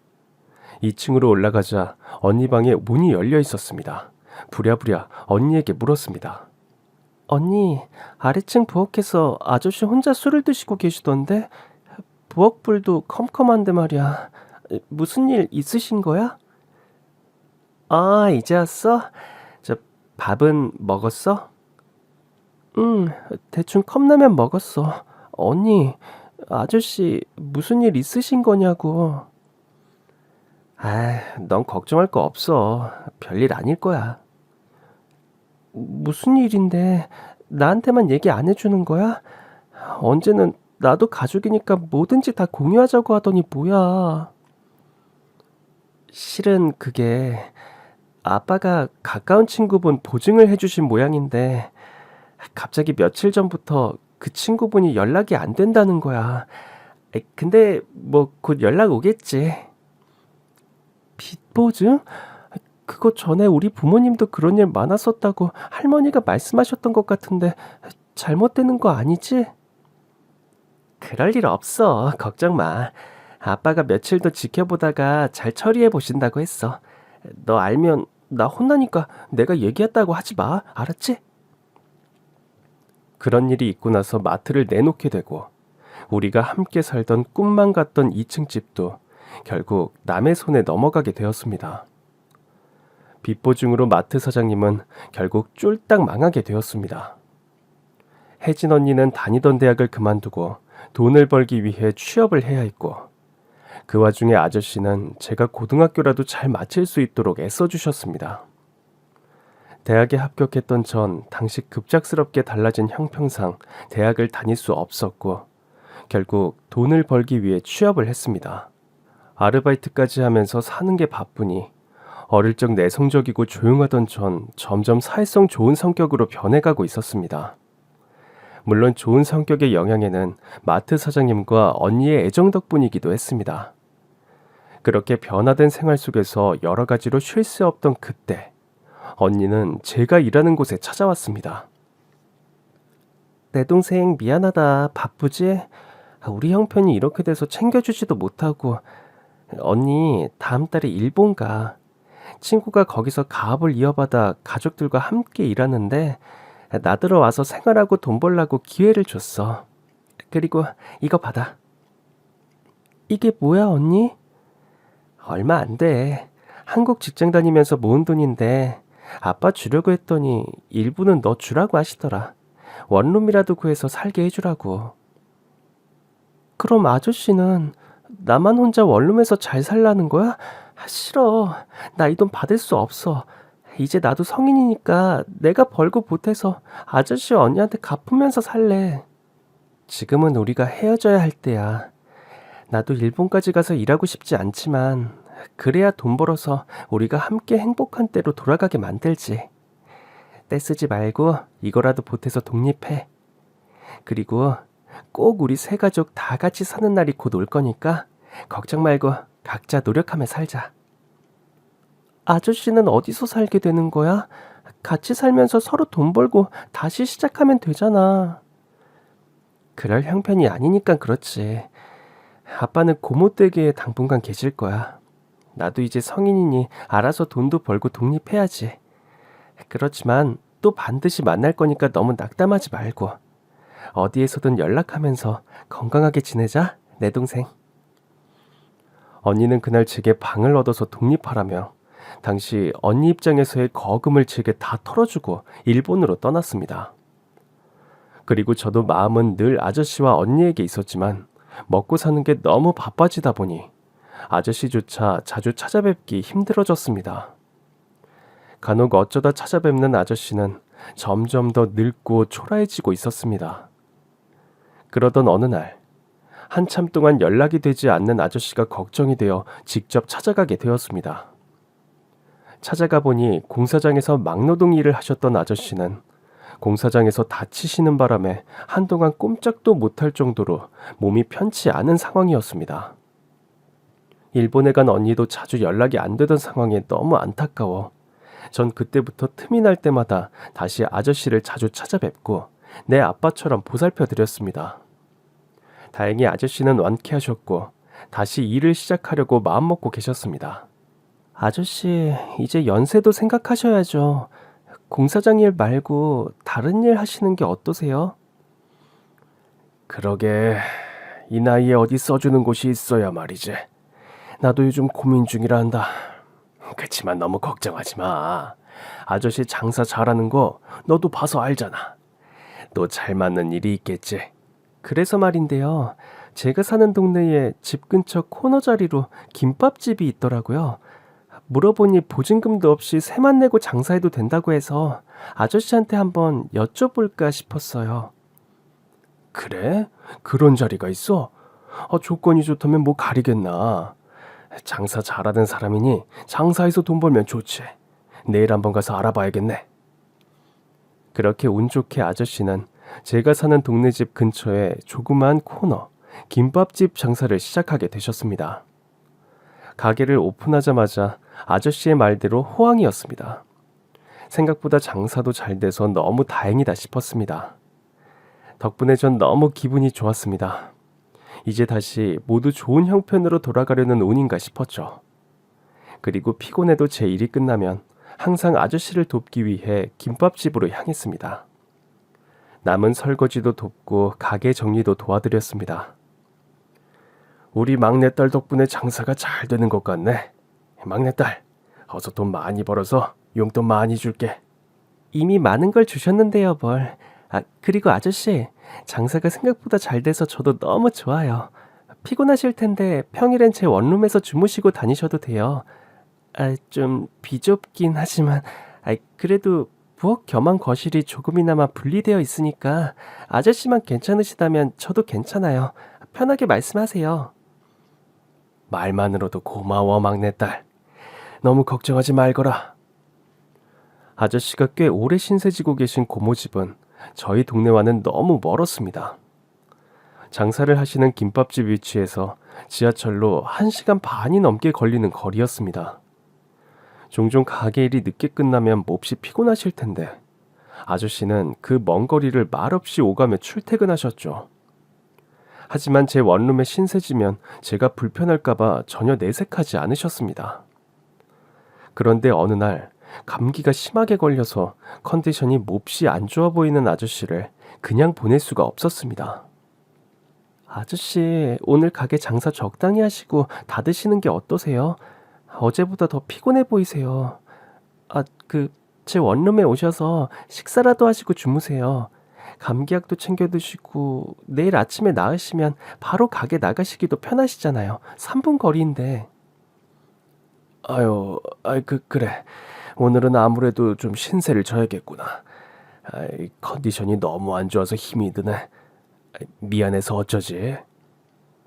무슨 말씀이세요? 미안하긴요.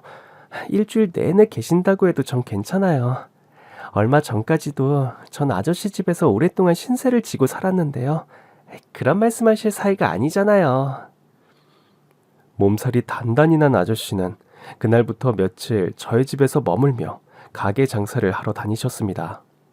그리고 이후에도 종종 제 원룸에서 쉬다가 출근하는 경우가 있었습니다. 그런데 가게를 오가는 동네 사람들 시선이 곱지 않았습니다.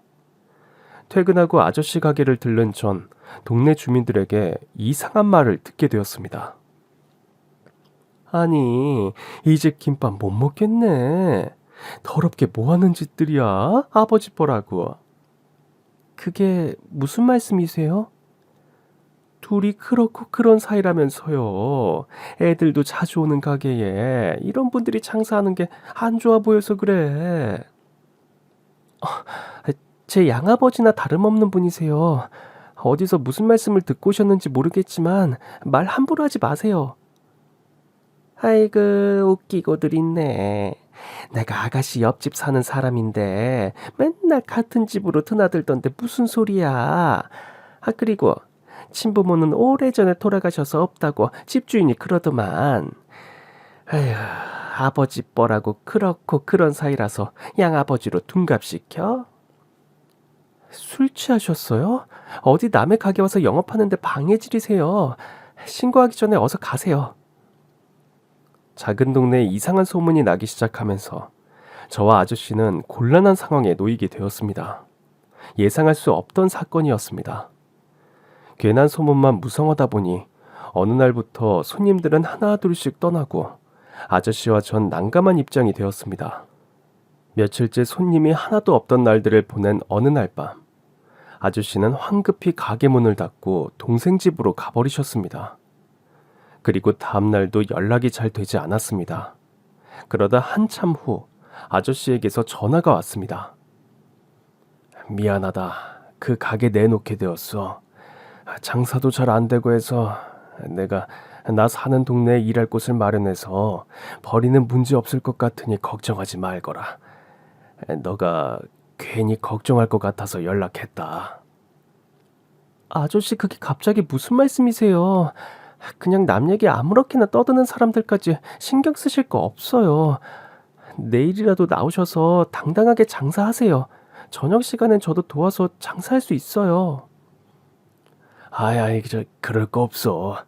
이미 가게는 내놓았고 주인과 얘기 다 끝났다. 그리고 아저씨도 이제 새로 일하는 것 때문에 바빠서 자주 만날 시간이 없을 거야. 당분간은. 그날 이후 아저씨는 점점 더 만나기 어려웠습니다. 아저씨의 입장에선 제가 동네에서 피해라도 입을까봐 걱정이 되셨던 모양이었습니다. 그리고 종종 안부도 물었지만 한참 뒤에 아저씨에게서 문자로 오는 답변은 바쁘게 잘 지내고 있다는 말과 건강 잘 챙기라는 말뿐이었죠. 그렇게 아저씨와 혜진 언니는 제 삶 속에서 서서히 잊혀져 가게 되었습니다. 그 무렵 저 역시 살기 바빴기에 이곳저곳에서 일하느라 정신없는 세월을 보내고 있었습니다. 그리고 어느덧 전 30대가 되었죠. 20대에 닥치는 대로 하던 일들을 30대가 되면서 지혜롭게 처리했습니다. 일의 노선도 정확하게 정하게 되었습니다. 그동안 가장 많이 해왔던 일은 음식점에서 온갖 힘든 일을 하며 쌓아온 이력이었습니다. 그 노하우를 가다듬어서 차츰 식당 운영하는 업무 파트로 업그레이드 되기 시작했습니다. 좋은 기회에 프랜차이즈 식당의 매니저로 일을 시작하게 되었고 음식점의 잔 업무부터 뭐든지 다 경험했던 경험치가 가장 큰 도움이 되었죠. 그리고 30대 중반이 되어선 프랜차이즈 관리 업무도 맡게 되면서 승진도 하게 되었습니다. 그 무렵 요식업의 대표들과 대가들도 직접 만날 수 있는 계기들도 늘어났습니다. 게다가 그들의 노하우를 전수받으며 경영까지 공부하기 시작했습니다. 실적이 좋은 저를 프랜차이즈 대표님이 직접 찾아온 일도 있었습니다. 이번 달 매출을 가장 큰 실적으로 올렸다고 보고받았습니다. 우리 본사 직영점에서 일해보는 게 어때요? 네? 저야 너무 영광입니다. 감사합니다. 그럼 당장 다음 주부터 연봉 협상하고 출근하시죠. 감사합니다. 앞으로도 더 잘하겠습니다. 잘 부탁드립니다, 대표님. 내가 더 잘 부탁드려야 하는 입장인 것 같은데 마케팅 기획력도 좋고 영업력도 좋다고 속해 있던 매장에서 칭찬과 소문이 자자했어요. 노력과 고생 끝에 좋은 결실이 생기기 시작했습니다. 그리고 프랜차이즈 대표의 말씀대로 본사 총괄 매니저로 일을 새롭게 시작하게 되었죠. 늘 악착같이 노력했던 대로 최선을 다해 일해왔고 연봉도 협상이 잘 되어 그때부터 돈을 꽤 모으기 시작했습니다. 그렇게 몇 년간 일을 하며 돈을 모으는 게 취미가 되어버렸고 저만의 꿈이 생겨났습니다. 제가 운영하는 음식점을 열고 싶은 마음이었죠. 어려운 상황에서 만난 은인들을 원동력으로 삼아 전 노력을 게을리하지 않았습니다. 그리고 프랜차이즈 운영 경험을 쌓으며 모은 돈에 투자를 받아 작은 상가를 가지게 되었습니다. 40대가 되어 드디어 제 꿈이 현실이 되는 순간이 왔습니다. 1층 음식점을 오픈하게 되었고 운영을 본격적으로 시작하게 되었죠. 제 가게 족발집은 초기부터 장사가 잘 되어 단골 손님이 점점 늘어났습니다. 크고 작은 매스컴에도 보도가 되면서 규모는 확장되었습니다. 그중 유독 가게에 관심을 보이며 자주 찾아오던 사업가 단골 손님이 있었습니다. 코로나 때 사업 실패로 늘 술에 쩔어 사는 단골이었습니다. 그 손님을 볼 때마다 부도난 사업으로 힘들었던 부모님을 떠올리며 남의 일 같지 않다고 생각되었죠. 그러던 어느 날, 그 단골 손님은 만취 상태로 제 가게를 찾아오셨습니다. 요즘 장사가 점점 잘 되네. 이 가게 터가 좋은가? 무슨 술을 이렇게 많이 드시고 오셨어요? 우리 집에선 안주만 드시다 가세요. 이미 너무 많이 취하신 것 같은데. 무슨 소리야. 나 아직 멀쩡해요. 우리 누이 사장님 안 되겠네. 단골 손님한테 술을 안 팔면 쓰나. 아무리 단골 손님이어도 인사불성 될 정도로 드시라고 술을 팔 순 없어요. 나도 양심이 있지. 술 더 잡수시고 싶으시면 포장해 줄 테니까 댁에 가셔서 드시고 주무시던지. 왜 이래? 나 진짜 아직 멀쩡하다니까요. 나 사업망에서 백수라고 지금 무시하는 거예요, 누이. 아이고, 누가 누굴 무시하겠어요. VIP 단골 손님이 족발 가게 사장 주제에 어찌 무시하겠습니까? 걱정이 돼서 그러죠. 아이고, 걱정 마세요. 내 아내가 곧 저를 모시러 올 겁니다. 지방에서 일한다는 아내분이 서울 올라오신 거예요? 잘 됐네. 아내분이 VIP 손님 좀 잘 모시고 가면 좋겠네. 네, 아내가 제 걱정된다고 며칠 전에 올라왔네요. 근데 미안한데 뭐 해줄 게 없네. 그 단골 손님을 마주할 때마다 사업으로 부도나서 허덕이던 부모님 생각이 떠올랐습니다. 어렴풋한 기억이지만 마음이 동요되어 짠하다고 생각이 들었죠. 그런데 그때 단골 손님을 찾으며 한 여자가 가게로 들어왔습니다. 말한 대로 아내분이구나 생각되었죠. 그런데 그 순간 놀라지 않을 수 없었습니다.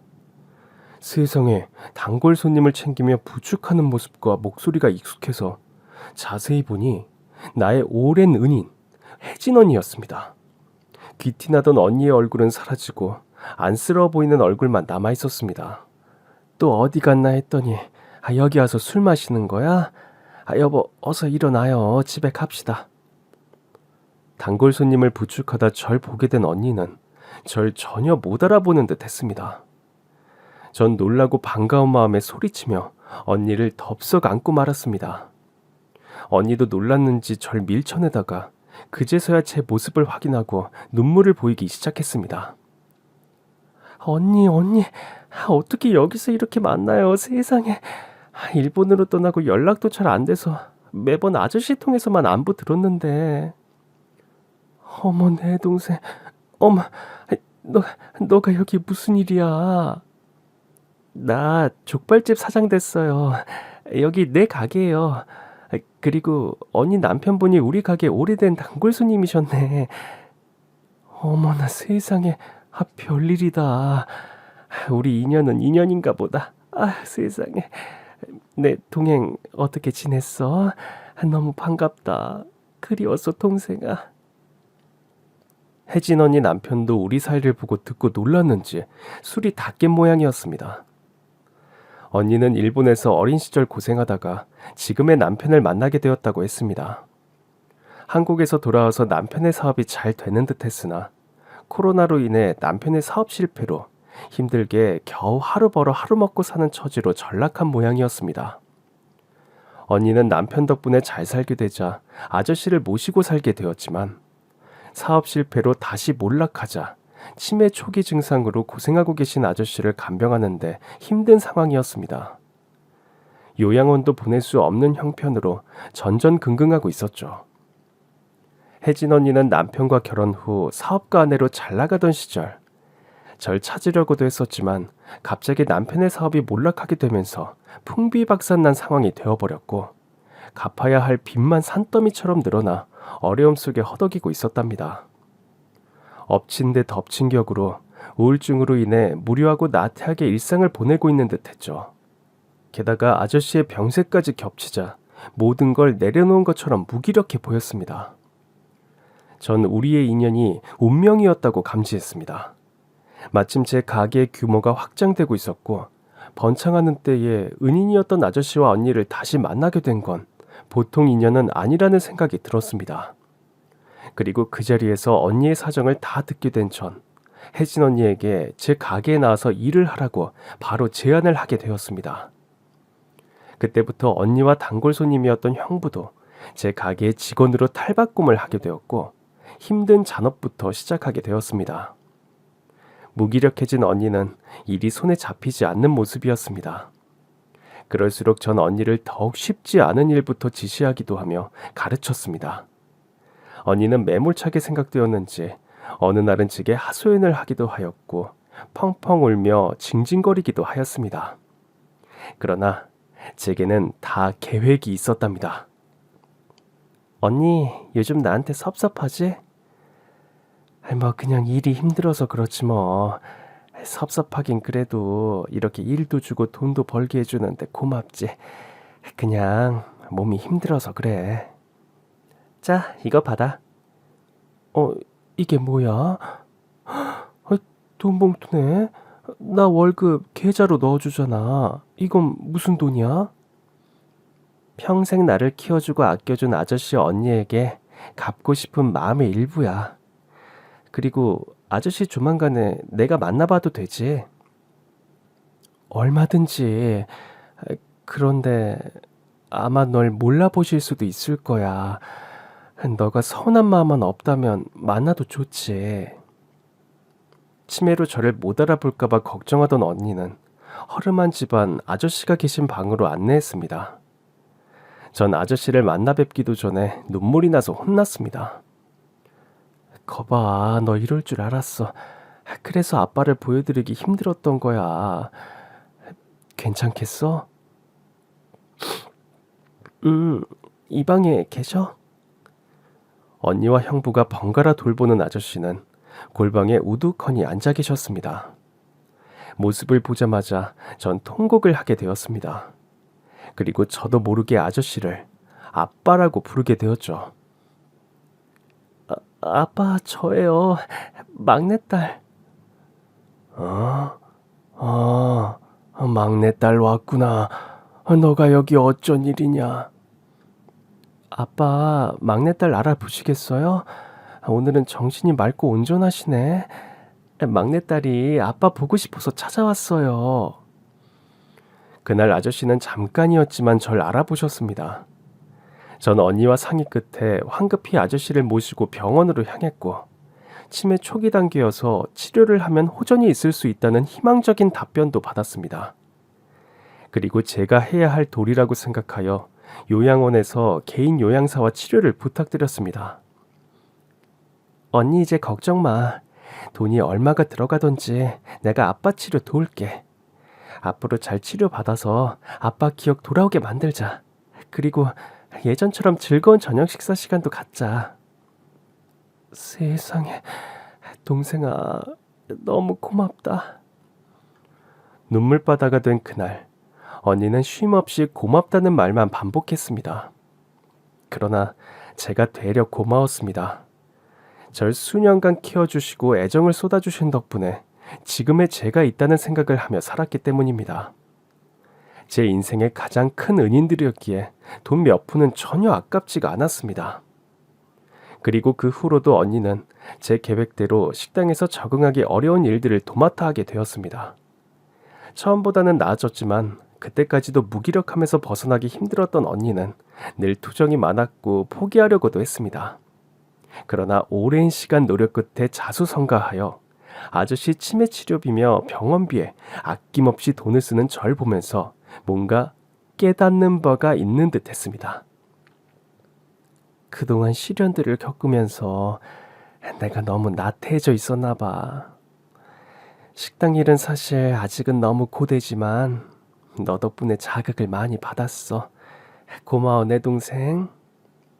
언니, 조금만 더 힘을 내자.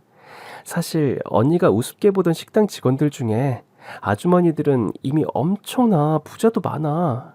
이를 통해 돈을 불려서 5억, 7억 부자가 되신 분들도 많고 절대 우습게 보고 무시해선 안 돼. 타고난 흙수저였던 날 지금의 금수저로 만들어준 원동력은 사실 아저씨와 언니야.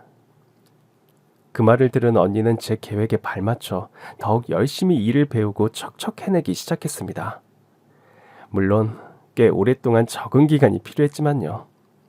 그리고 형부도 함께 제 식당에서 일을 손에 익혔습니다. 그렇게 2년간 우리는 다시 한 가족이 되어 동고동락했죠. 그리고 제 계획이 결실대로 저는 제가 운영하던 식당을 언니 부부에게 내어주었습니다. 지분을 나눠 갖기로 하고 저는 또 다른 사업을 확장하기 위한 계획을 세워가게 되었습니다. 십수년간 요식업 장사에 단련이 되다 보니 장사엔 도가 텄을 정도로 자신이 있었습니다. 언니, 이게 다 나의 계획이었어. 물론 그 무엇을 그냥 주어도 아깝지 않은 사람이 아저씨이고 언니지만 내가 피땀 흘려 꾸려온 가게를 운영 한번 안 해보고 힘든 것도 겪어보지 않은 상태로 그냥 내어줄 순 없었어. 그래서 그동안 언니를 일로 괴롭혀온 것도 사실이야. 그래, 이제 나도 알아. 처음엔 너가 내게 식당 일을 시키면서 모질게 굴어서 부자가 돼서 거만하게 변했나 하고 오해한 적도 있었지만 아빠에게 하는 걸 보면서 작은 오해는 풀었어. 그리고 지난 세월 우리에게 은혜를 입었다는 사실을 잊지 않고 갚으려는 너의 마음에 감동받았어. 너무 고맙다. 또 한 번 눈물바다가 되었습니다. 그리고 언니의 가게가 되자 아무것도 못하던 처음의 모습은 오간데 없고 처음부터 본인이 운영해온 사장님처럼 철저하게 서비스를 제공하는 프로의 모습이었습니다. 게다가 의기소침하고 우울하던 모습도 완벽하게 사라졌고 너스레와 충심으로 손님과 직원에게 너무나 잘하기 시작했습니다. 매출액은 제가 운영할 때보다 더 상승하기 시작했고 언니와 형부는 너무나 만족스러워 고생이 행복이라고 할 정도가 되었답니다. 언니, 요즘 너무 행복해 보인다. 내가 더 갚을 게 남은 것 같아서 하는 말인데 가게 옆에 아파트 말이야. 언니와 형부가 이사해서 살면 좋을 것 같아. 그럼 너는 너가 사는 집까지 내어주면 넌 어떻게 하려고? 난 새 집으로 이사하면 되지. 새로운 사업도 다른 장소로 확정했으니까 가까운 곳으로 집도 알아보고 이사하면 돼. 그리고 내가 살던 집에서 아빠도 다시 모시고 살면 좋겠어. 치매 거의 호전되셔서 많이 나으셨으니까 개인 간병인을 두고서라도 말이야. 어때? 아휴, 그 어린 시절 꼬맹이가 이렇게 우리에게 은인이 될 줄 몰랐다. 우리야 뭐 할 말이 있겠니? 다 좋으라고 너가 이렇게 분에 넘치는 호의를 베풀어 주는데 감개무량할 뿐이야. 언니, 난 아직도 그날 밤을 기억해. 내가 언니 집에 처음 가게 된 날, 그날 밤에 낯설지만 새로운 집에서 내 방을 갖게 되었잖아. 할머니가 돌아가신 슬픔은 괴로운데 또 한편으로 어린 마음에 그 집도 아저씨와 언니도 새로운 가족이 생겼다는 게 너무 좋은 거야. 그래서 잠이 안 와 멀뚱멀뚱 누워있는데 언니가 돌아가신 엄마가 읽어주셨다는 동화책을 가져와서 내게 보여줬잖아. 그 동화책에 나오는 입체적인 그림들이 마치 꿈만 같았고 내가 그 동화 속의 주인공이 된 기분이었어. 그래서 은연중에 나도 모르게 꼭 잘 돼서 우리 세 가족들과 행복하게 살겠다고 생각했던 것 같아. 그리고 언니와 아저씨는 어디에도 없는 나의 은인이자 내 가족이야. 그렇게까지 생각해줬다니 고마워. 일본으로 떠나면서 널 두고 갈 때 정말 많이 울었어. 그런데 살기 바쁘니까 널 찾을 겨를도 없이 이렇게 나 살기 바빠서 정신이 없었고. 약속 내가 못 지켜서 미안해. 아, 무슨 말이야. 내가 약속 지켰잖아. 우리 꼭 다시 만나서 그때처럼 즐거운 저녁 식사하자고.